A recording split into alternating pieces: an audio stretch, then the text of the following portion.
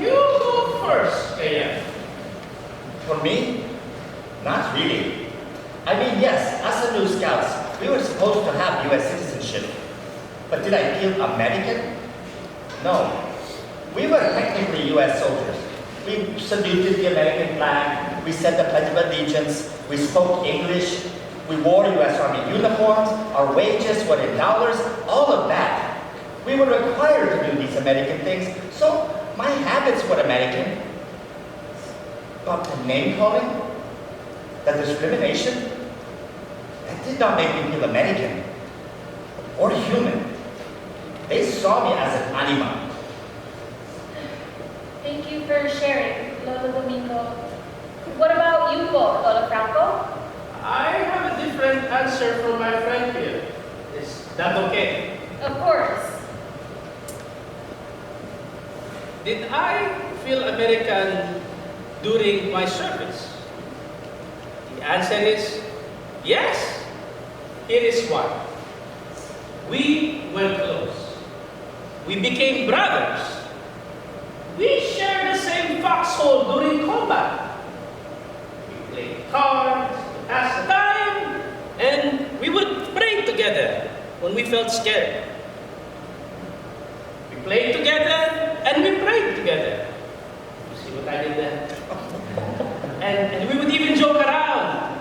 I would tell my fellow soldier, I said, Joe! We call each other Joe. I said, Joe! I hope you get hit with a bullet! He said, God damn it, Joe! But I am serious now. We were together as one, fighting the Japanese. We saw the same things. We saw the same things. When you are at war, your buddy next to you is your good friend. When you fight, your buddy next to you is the one who's gonna protect you, or you will protect him. So for me, I felt American because of solidarity. Even the U.S. soldier call me Little American. They would say, "You, Little America." I think it's because of my light skin and I am 5'1". I am good looking now, but I am better looking as a young man. You see, even them, they call me American.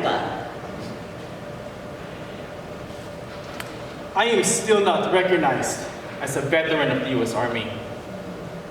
They do not remember when you participated during the war. We executed a semblance of a covenant of blood compact with the American soldiers, which is written predominantly in Filipino blood during the Battle of Bataan Corregidor. Predominantly, I said, because for every 20 Americans, there were hundreds of Filipinos among them. Before the war, we were looked down upon as a substandard people because we are brown. But when the war broke out, we exhibited a better look in the eyes of the American people. Not that they really consider us their equal, but because our blood, our lives, our indispensable potential to pay because of freedom during the war. We have been struggling for full recognition for a long time. What year is it now? 2013? World War II ended in 1946. And to this day, the U.S. does not treat us as American veterans. I did not find this out until I came here to the U.S. I was 64 years old. I just arrived in the U.S. and I was going to LA to meet with other Filipino veterans so I would not get too homesick, right? Well, I was talking with the veterans about some ailments I was having, and they suggested I go to the VA clinic to get help. So I went. I arrived at the VA, I went to the front desk, I showed them my US passport, and I asked for services because I was a World War II military veteran. But then, can you believe it? The administrator said, "You Filipinos do not qualify for benefits." Just like that. Very clear. You Filipinos do not qualify for benefits. I was surprised. What did you mean by that? I have the scars to prove it. I helped with the reports that facilitated General MacArthur's victory of the Japanese army. So I asked, why not? I served during the war. I risked my life for the American flag too. How come we do not qualify? Then the admin replied, there is a law that states your service was not deemed valid. She was referring to the Rescission Act, right? Yes. The 1946 Rescission Act. It stated that the service of the Filipino soldiers, quote, shall not be deemed to be or to have been service in the military or naval forces of the United States.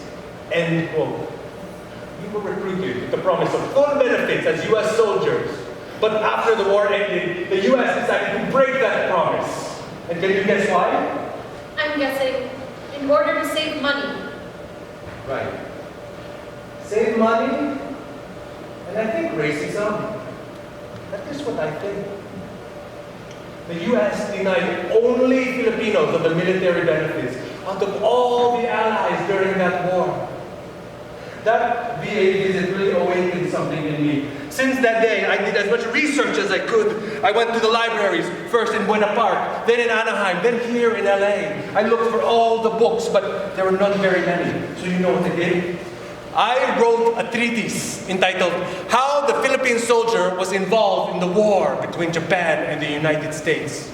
I used that knowledge to lobby for recognition of the service of the Filipino soldiers in Congress in 1988. That helped gain Filipino veterans here in the U.S. and in the Philippines the right to naturalize as citizens due to their World War II military service. But that is not enough. Captain Primrose, that was his name. He helped me process my affidavit to show that I am considered U.S. Army. But I don't understand. I did not get my equity lump sum. 4 years ago, I wanted to go to the U.S. when Obama signed the Filipino Veterans Equity Act to see if I would get any more money. But I am too old. I am 92 now. We believe in freedom. We believe in liberty. We fought courageously and willingly, unconditionally giving our lives for the cause of freedom. But it is unfortunate that we have sacrificed so much in vain. It is unfortunate that I am now groping, that I am now blind, that I must improve my financial status. But to whom can I ask for this privilege? Not even the country that I dedicated to laying down my life during the war. It is not acceptable for a man to sacrifice so much during the prime of his youth. Thank you, America, for rejecting me and my claim for benefits. I will continue lobbying despite the fact that I do not expect your love, America. I will die loving freedom.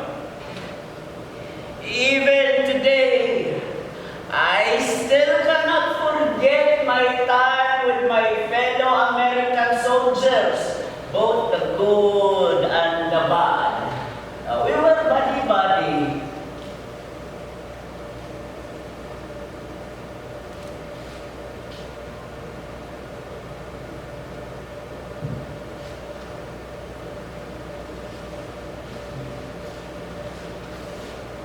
The ability to naturalize is still not full recognition. Because when the veterans got here, they still could not access VA services, like what happened to me.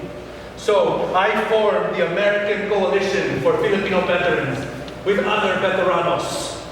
In June 1997, there were maybe 40 of us in our 70s already. We staged a sit-in at the General Douglas MacArthur Park here in LA. Some of us who are willing and able did a hunger strike there too. 2 days later, they also chained themselves to the statue of our former commander.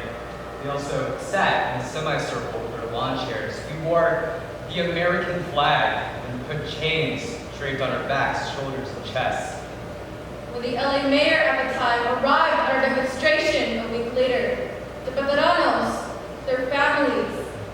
orders. They all stood together singing General MacArthur's, famous farewell address. Old soldiers never die, never die, never die. Old soldiers never die. They just fade away. This whole time, some of us were continuing the hunger strike. One veterano lasted 15 days and had to stop because he was hospitalized with dehydration.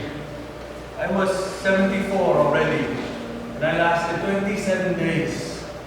We did not eat solid food, but many people were supplying us with orange juice and milk. The Los Angeles Times quoted another veteran as saying something like, "I am hungry for equity." But demonstrations were also happening at the Capitol later that summer. In August 1997, 15 veteranos spread their limp bodies across the sidewalk, to evoke the Bata Death March, while some of us chained ourselves to the fence around the White House. Our demonstrations were successful. We got publicity and more support from people. We finally got the VA to extend health benefits to Filipino-American World War II veterans in 2003.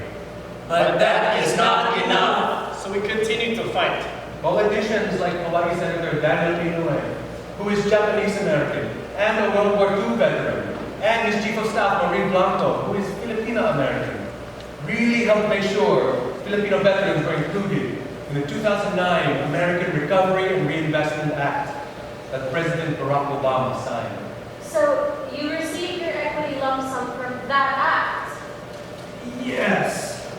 I am a U.S. citizen, so I received $15,000, while veterans in the Philippines without U.S. citizenship received only $9,000. But that is not enough.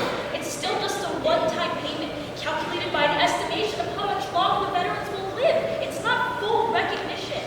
Many of us veteranos, we would travel to Washington, D.C. to lobby Congress for our benefits. We finally have some now, but for many years, our bills would die in committee. And by the time Obama signed the act, many of my fellow veterans had already passed away. I understand.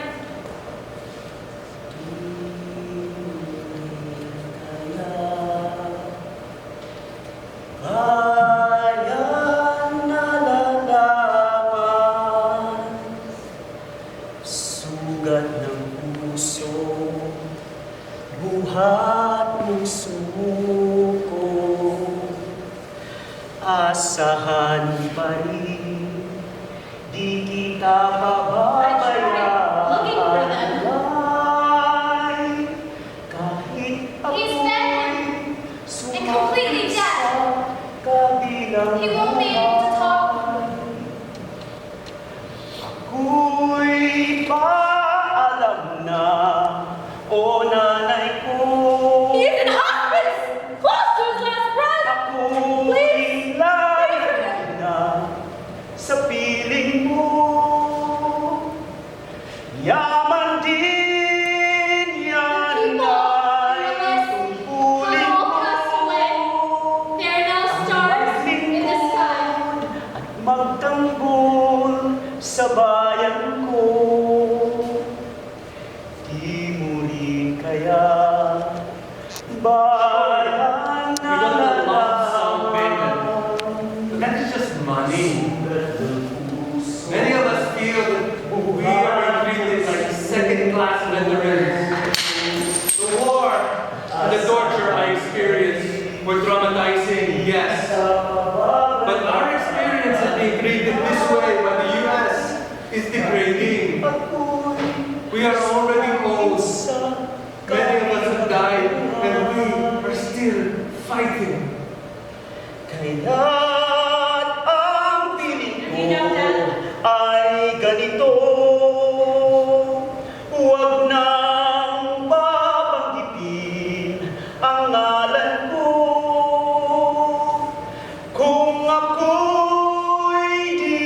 na makarating ang bangkay ko sa bundok mo hahanapin.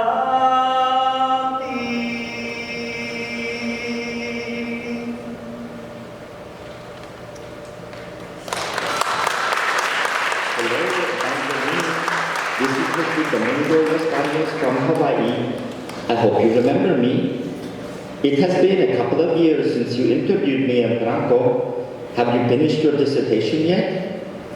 I am calling to tell you that I have been praying for you, that God will continue to give you strength and good health. I also wanted to share the sad news that Mr. Franco Gutierrez passed away to be with the Lord last month. I just thought you should know. Please give me a call if you're not too busy.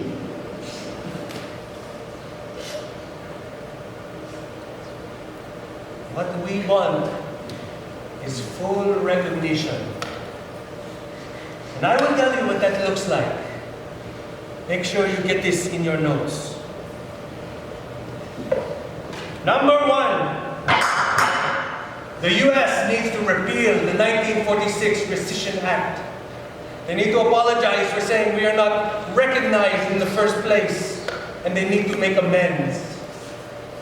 Number two, we want the U.S. to formally recognize all Filipino soldiers who fought under the U.S. Army Forces of the Far East, the USAFE. Some of them are still waiting for formal recognition. Number three, we want the U.S. to update the recognized guerrilla roster to include women guerrillas and nurses. And finally, number four, we want the U.S. to educate the public about us in schools and exhibits. Learn about us. Teach about us. Tell our stories. Labay niya agyo kami lingwanan. We do not want to be forgotten. We want to be remembered.